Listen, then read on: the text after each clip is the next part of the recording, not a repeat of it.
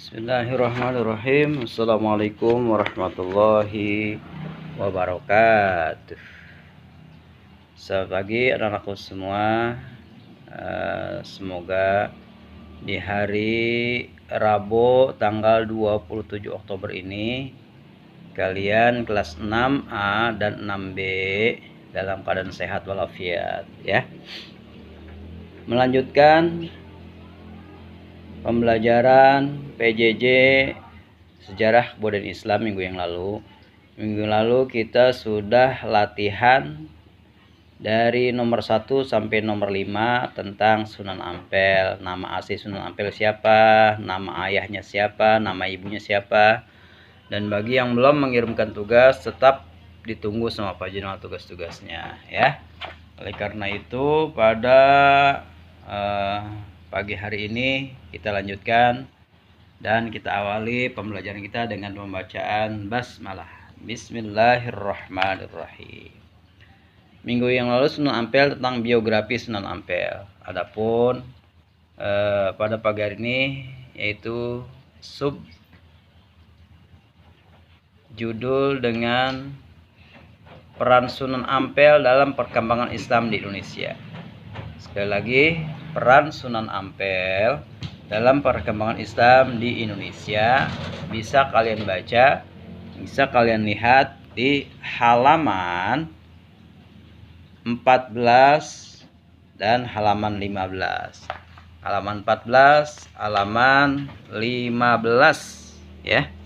Itu ada di situ ya semuanya. Bagaimana sepak terjang, bagaimana perilaku, bagaimana peran ya. Peran itu berarti sepak terjang ya. Peran Sunan Ampel dalam perkembangan Islam di Indonesia ya. Apa saja gitu maksudnya yang dilakukan Sunan Ampel dalam perkembangan Islam di Indonesia. Yang bagian 1 atau nomor 1, membentuk jaringan kekerabatan dalam menyebarkan Islam. Itu nomor 1. Jadi peran Sunan Ampel adalah membentuk jaringan kekerabatan dalam menyebarkan Islam. 2, melakukan perubahan menuju tradisi bernilai keislaman. Itu di halaman 15. Masih di halaman 15, membangun masjid dan pesantren sebagai pusat penyebaran Islam. Membangun masjid dan pesantren. Membangun masjid dan pesantren sebagai pusat penyebaran agama Islam. Baik, untuk bagian pertama, yang perlu Pak Guru tekankan, di PJJ kali ini kalian silakan nanti di buku kalian beri garis merah untuk kata-kata yang penting, di garis bawahi ya kata-kata pentingnya. Bismillahirrahmanirrahim. Peran Sunan Ampel dalam perkembangan Islam di Indonesia. Dalam melakukan dakwah Islam di daerah Jawa, Sunan Ampel punya peran penting dalam pengembangan syiar Islam, yaitu sebagai berikut. 1. Membentuk jaringan kekerabatan dalam menyebarkan agama Islam. Apa sih Pak Guru yang dimaksud dengan membentuk jaringan kekerabatan? Dalam mengembangkan agama Islam, Sunan Ampel punya peran yang sangat penting dalam bentuk jaringan kekerabatan, yaitu melalui perkawinan para penyebar Islam dengan putri-putri penguasa bawahan Majapahit. Strategi inilah yang menjadikan Islam lambat laun semakin luas dan mendapatkan dukungan dari para penguasa. Ya, jadi maksud membentuk jaringan kekerabatan adalah, anak-anakku sekalian dengarkan ya. Yang dimaksudkan membentuk jaringan kekerabatan adalah murid-murid Sunan Ampel itu yang sudah pintar membaca Al-Quran, sudah pintar menguasai ilmu agama, ilmu fikih, ilmu tauhid, ilmu sejarah, berbagai ilmu pengetahuan baik umum ataupun agama, ilmu sosial, ilmu strategi perang, ilmu tata negara. Mereka itu dinikahkan dengan putra-putri bangsawan kerajaan Majapahit ya. Nah, kalau zaman sekarang tuh kan ada yang namanya ada bupati, ada gubernur gitu ya. Itu di zaman dulu tuh ada gubernur siapa umpamanya gitu ya. Nanti anak-anaknya itu dinikahkan dengan murid Sunan Ampel. Itu cara Sunan Ampel menyebarluaskan agama Islam pada saat itu ya. Jadi Sunan Ampel adalah sebagai seorang wali Allah, sebagai ulama yang sangat brilian. Apa sih Pak Guru brilian itu? Brilian itu artinya cerdas dalam mengatur strategi bagaimana supaya Islam cepat berkembang di tanah Jawa. yang tadinya beragama Hindu dan Buddha, mereka menyembah banyak dewa. Datangnya para Sunan Ampel atau Wali Songo, 9 ulama itu, membentuk jaringan kekuatan yang sangat hebat. Mereka menikahkan putra-putri mereka, atau Sunan Ampel menikahkan daripada murid-muridnya yang sudah sangat pintar dalam mengenyam agama, pintar mempelajari agama, ya, yang tadi Pak Guru bilang, ilmu akidah, akhlak, fikih, ilmu sufi, ya, ilmu-ilmu yang sangat syarat dengan ilmu pengetahuan agama, ya, Al-Quran, hadis, semua ilmu agama itu, sejarah diajarkan, bahkan ilmu-ilmu umum juga, ya, ilmu bumi, geografi itu diajarkan sama beliau, ya, ilmu bagaimana cara bercocok tanam, ilmu tentang bagaimana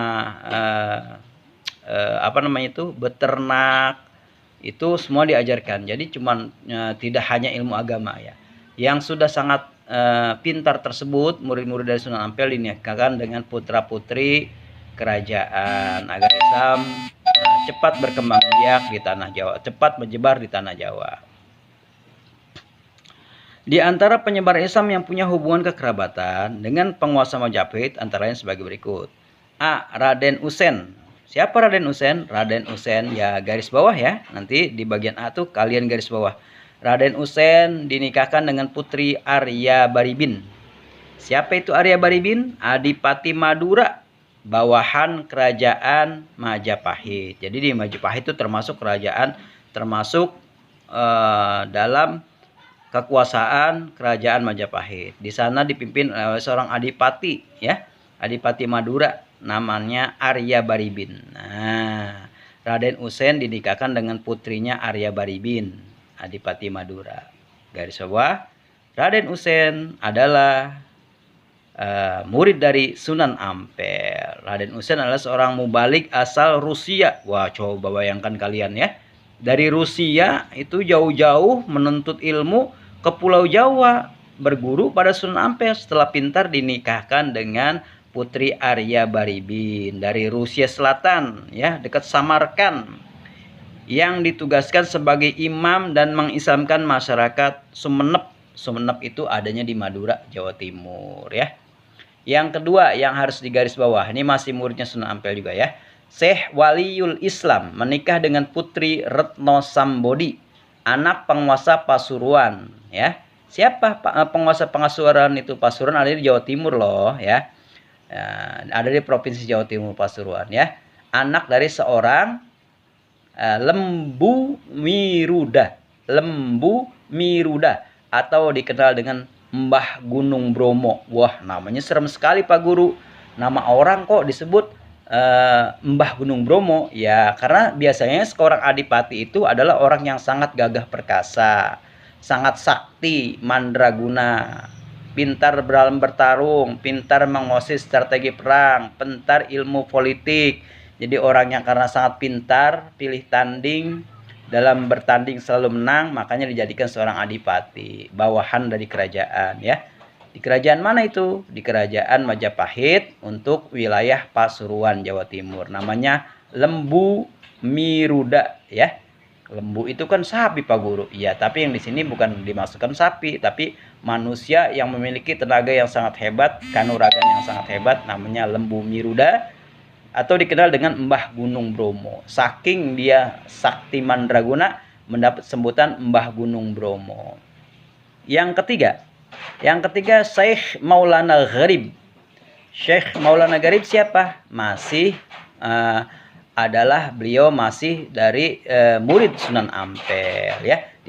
Dinikahkan dengan putri Niken Sundari, putri Patih Majapahit yang bernama Mahodara. Jadi Mahodara ini, seorang Mahodara adalah seorang Mahapati. Mahapati itu apa sih Pak Guru? Mahapati itu wakil raja atau perdana menteri kalau sekarang itu, ya.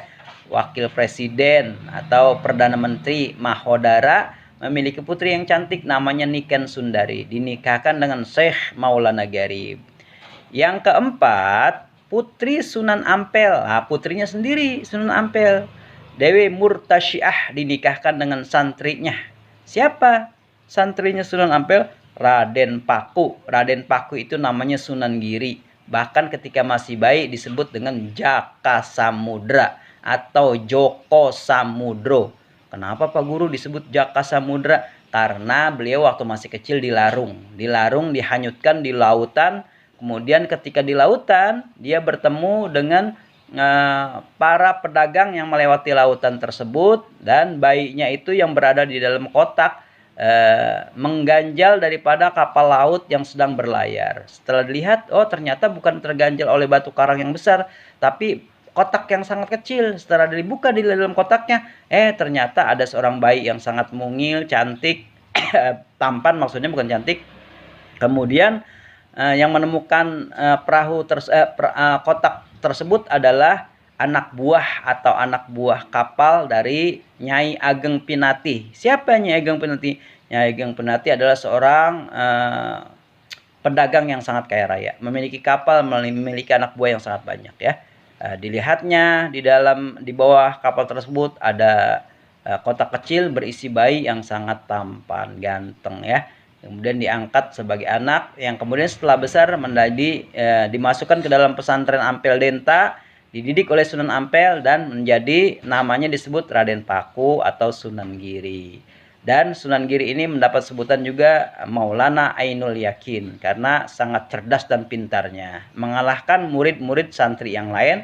Karena saking pintarnya disebut mendapat julukan dari Sunan Ampel Maulana Ainul Yakin. Begitu pula putrinya yang bernama Murtasimah dinikahkan dengan Raden Patah yang menjabat sebagai Adipati Demak. Jadi Raden Patah ini raja pertama Muslim ya, raja Muslim pertama di Jawa Timur, di Demak ya. Namanya Raden Patah. Jadi 2 orang putri Sunan Ampel saja menikah dengan ulama-ulama yang hebat dan terkenal. Yang pertama yaitu dengan Raden Paku yang bernama Dewi Murtasyiah. Di garis bawah, Dewi Murtasyiah, putri dari Sunan Ampel, menikah dengan Raden Paku atau dengan Sunan Giri. Yang kedua, namanya Dewi Murtasimah, menikah dengan Raden Patah, ya, Adipati Demak atau Raja Demak. Hubungan dan jaringan keluarga antar penguasa dan penyebar Islam menjadikan agama Islam cepat meluas ke berbagai daerah melalui keperan para wali songo. Jadi anak-anakku sekalian, rupanya kecerdasan, ya, kecerdikan, kecerdasan, keulungan, kepintaran pada diri Sunan Ampel menyebabkan Islam itu cepat tersebar ya. Dia tidak sembarangan menikahkan putrinya, tapi dinikahkan dengan para penguasa. Agar kenapa? Agar Islam bisa diterima di tanah Jawa. Yang nomor pertama tadi membentuk jaringan kekerabatan. Nomor 2, melakukan perubahan menuju tradisi bernilai Islam. Melakukan perubahan. Apanya Pak Guru yang dirubah? Ya, Pak Guru bacakan ya. Masyarakat pesisir utara Jawa adalah masyarakat yang hidup dalam tradisi dan budaya yang turun-temurun. Dalam dakwanya, Sunan Ampel membawa ajaran Islam yang disampaikan dengan cara damai, moderat, toleran, dan menyesuaikan tradisi masyarakat yang telah ada. Jadi, masyarakat adat Jawa pada zaman itu ya biasa memberikan sesajen pada tempat-tempat yang serem tuh ya. Pohon, lautan, sungai, kuburan, ya, gunung, tempat-tempat yang dianggap angker dan serem dikasih sesajen atau sesaji berupa makanan, buah-buahan, minum-minuman, kopi, ya, dan sebagainya, ataupun seperti ayam bakar yang bulat gitu ya, tidak dipotong-potong. Kata orang Betawi namanya bekakak gitu, ditaruh di tempat yang serem ya. Agar kenapa? Agar makhluk setannya atau jinnya tidak mengganggu. Itu kata mereka ya. Padahal itu sesuatu yang sangat salah. Bisa menyebabkan orang terjerumus pada penyakit rohani yang namanya musyrik ya. Bisa menduakan Tuhan. Oleh karena itu, dengan perlahan-lahan, lambat laun, Sunan Ampel bersama tokoh-tokoh wali songo yang lain ya, Sunan Giri, Sunan Ampel, Sunan Gresik, Sunan Demak, itu lambat laun menghilangkan hal tersebut ya. Sebelum kedatangan para penyihir Islam, orang-orang Majapahit mengenal upacara peringatan terhadap orang mati yang disebut serada. Garis bawah nih, serada. Upacara memperingati orang mati dalam agama Hindu dan Buddha disebut serada. Ya, garis bawah. Upacara serada adalah upacara umat Hindu untuk mengenang kematian seseorang. Jadi upacara untuk mengenang orang yang mati tadi dia, serada namanya. Setelah kedatangan penjara Islam dari Champa atau Kamboja yang dipelopori oleh Sunan Ampel, penduduk Majapahit mulai memperingati tradisi kenduri dan memperingati kematian seseorang pada hari ketiga, dari hari ketiga, hari ketujuh, hari ke-40, ke-100, bahkan ke-1000 hari.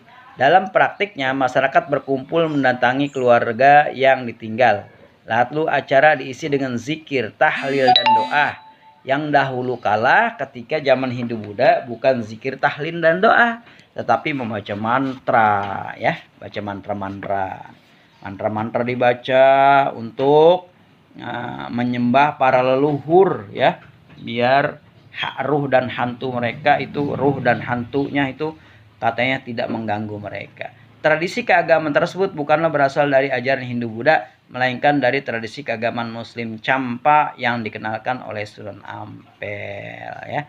Jadi acara kalau orang mati di kampung itu kan ada tuh ya, acara zikir dan tahlil dari malam pertama 1, 2, 3, 7. Nanti nyambung lagi malam ke-15. Dari malam ke-15 ada lagi malam ke-40. Dari 40 nanti ada 100 hari. Dari 100 hari di malam ada 1000 hari. Ada malam haul disebutnya ya. Haul memperingati orang yang 1 tahun memperingati orang yang mati. Dan dalam agama Buddha disebutnya serada. Kalau dalam agama Islam namanya haul ya. Dalam agama kita ya, agama Islam disebut zikiran atau tahlilan ya. Kalau sudah tahu 1 tahun orang yang meninggal disebutnya haul. Dalam acara Hindu dan Buddha, acara memperingati orang mati itu dari 1 hari, 3 hari, 7 hari, 40, bahkan seterusnya 100 dan 1000 hari, namanya serada. Garis bawah jangan lupa serada, bukan ekstrada tapi serada, bukan serada seruduk. Itu menaik sepeda kamu jatuh serada seruduk ya. Serada, jangan salah baca. Yang terakhir, tugas beliau untuk mengembangkan agama Islam, Sunan Ampel tugasnya membangun masjid dan pesantren.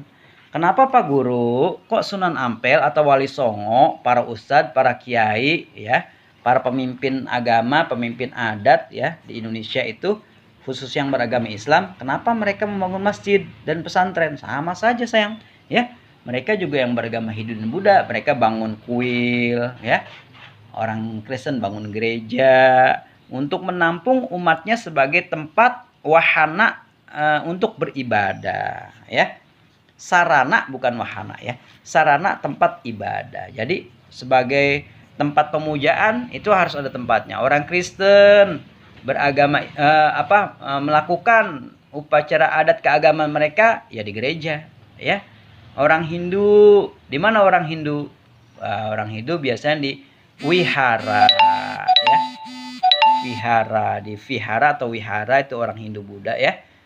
Di kuil gitu, di kelenteng. Ada orang Cina tuh agama apa namanya tuh, kelenteng ya, agama Shinto ya. Penyembah matahari ada kelentengnya juga di Jepang ya. Nah begitu pula orang Islam ya. Orang Islam itu harus punya masjid dan harus punya pesantren sebagai lambang, sebagai sarana tempat mereka melakukan menempa, menuntut berbagai macam ilmu agama dari guru-guru mereka, dari ulama, dari kiai, dari ustadz. Makanya harus punya sarana. Begitu pula Sunan Ampel beserta anggota Wali Songo yang lain itu, ya jumlahnya Wali Songo sebenarnya sangat banyak ya, tapi yang tetap itu ada 9. Setiap wafat 1 digantikan 1. Jadi begitu seterusnya. Masjid Ampel merupakan bangunan tempat ibadah yang menyimpan banyak sejarah. Masjid tersebut didirikan pada tahun 1421. Wah, udah lama sekali Pak Guru. Sangat lama sayangku ya. 1421, jangankan saya, jangankan kamu, orang tua kamu, mungkin bisa jadi kakek kamu, ayahnya kakek kamu, itu belum dilahirkan ya. Kita paling lahirnya baru tahun 1900. Pak Guru 971.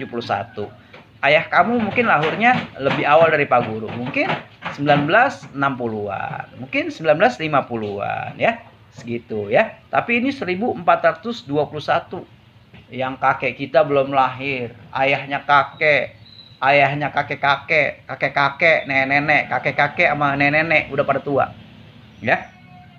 Arsitektur masjidnya memadukan arsitektur Hindu-Buddha, memadukan bangunan Hindu dan Buddha itu. Karena saking bijaksana, cerdas, arif dan bijaksananya para Sunan Wali Songo memadukan bangunan arsitektur Hindu dan Buddha dalam khasanah Islam. Sebetulnya masjid, tapi dipadukan bangunannya model Hindu dan Buddha. Alangkah cerdasnya mereka-mereka tersebut ya. Model atap tumpang pada bangunan masjid menggambarkan adanya akulturasi. Apa sih akulturasi, Pak Guru? Akulturasi artinya perpaduan budaya ya. Akulturasi itu perpaduan budaya ya. Memadukan, tadi kan ada memadukan arsitektur Hindu dan Buddha ya. Jadi akulturasi memadukan budaya antara Hindu dan Buddha. Karena sebelum agama Islam hadir di tanah Jawa, sudah ada agama Hindu dan Buddha. Karena dia saking arif dan bijaksananya para wali tersebut, sehingga bangun masjid saja modelnya ke Hindu-Hinduan dan ke Buddha-Buddhaan. Tiang-tiang masjidnya masih kokoh hingga sekarang seperti Masjid Demak ya. Itu. Jadi ada 3 hal tuh tadi. Jangan lupa itu ya. Jadi Masjid Sunan Ampel itu dibangun 1421 Masehi, garis bawah.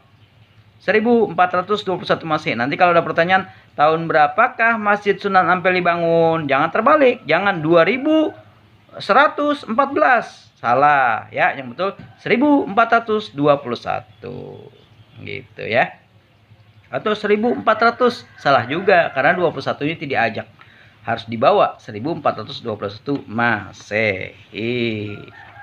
Selain membangun masjid, Sunan Ampel juga membangun pesantren, tempat mengajarkan murid-murid mereka, santri-santri mereka membaca Al-Quran, belajar ilmu syariat agama Islam, tasawuf. Di tempat ini pula ia mengkader para santri-santrinya akan melanjutkan dakwah Islam, di antaranya Sunan Giri, ya, Raden Fatah, Sunan Bonang, Raden Kusen, atau Sunan Derajat. Ajarannya yang banyak dikenal adalah falsafah limo. Jadi Sunan Ampel ini memiliki ajaran yang sangat tenar, yang sangat terkenal, namanya ajaran falsafah limo. Bukan limo untuk bikin pecak, bukan limo untuk bikin sambal, bukan. Itu mah limo yang dimaksud sini adalah 5. Ajarannya yang banyak dikenal adalah falsafah limo atau moh limo ya. Atau tidak melakukan 5 hal yang diisinya antara lain sebagai berikut. 1. Nih, ingat-ingat nih ya. Ada di halaman 16 sayang ya. Moh main atau tidak berjudi. Moh main, tidak berjudi. Karena pada saat itu masyarakat Hindu Buddha di Majapahit sangat gemar, sangat senang melakukan judi ya. Seperti masyarakat Arab zaman dahulu kala sebelum Islam datang. Sama tuh, hobi banget sama judi ya. Sampai dinyanyiin kalau menjudi, judi, prot. Nggak boleh judi ya. Jangan berjudi. Yang kedua, moh ngombe atau tidak mabuk-mabukan. Moh ngombe, tidak mabuk-mabukan. Dulu aku suka padamu, dulu aku memang suka tereroreng. Nah, itu lagunya Rhoma Irama tentang miras santika ya, tidak boleh melakukan mabuk-mabukan. Yang kelima, moh maling, tidak mencuri. Jangan mencuri ya. Mencuri tangannya potong dalam hukum Islam. Yang keempat, moh madat atau tidak mengisap candu ya. Ada ganja, dulu candu namanya ya. Narkotika ya. Narkoba. Narkoba apa Pak Guru? Narik-narik kolor baba. Bukan. Narkoba itu maksudnya zat yang sangat memabukkan dan bisa merusak tubuh. Namanya narkoba, bukan narik-narik kolor baba. Yang kelima, moh madon. Apa moh madon? Tidak berzina ya. Itu diantara 5 ajaran beliau yang sangat terkenal sampai sekarang. Karena bersumber dari ajaran agama Islam. Itu semua oleh agama Islam dilarang. Ini ada di halaman 16. Itu jumpa kita pada pagi hari ini. Mudah-mudahan membawa manfaat. Kalian segera disehatkan oleh Allah Subhanahu wa Ta'ala. Dan yang kalian pelajari bisa bermanfaat dunia dan akhirat. Dan Pak Guru juga berharap minta doakan sama kalian agar Pak Guru juga sehat, bisa memberikan materi. Kita bisa segera bertemu dengan pembelajaran di kelas secara normal seperti dahulu kala. Terima kasih, semoga manfaat. Billahi taufiq wal hidayah war ridha wal inayah. Wassalamualaikum warahmatullahi wabarakatuh. Sampai jumpa lagi. Salam PTM dan PJJ. Terima kasih.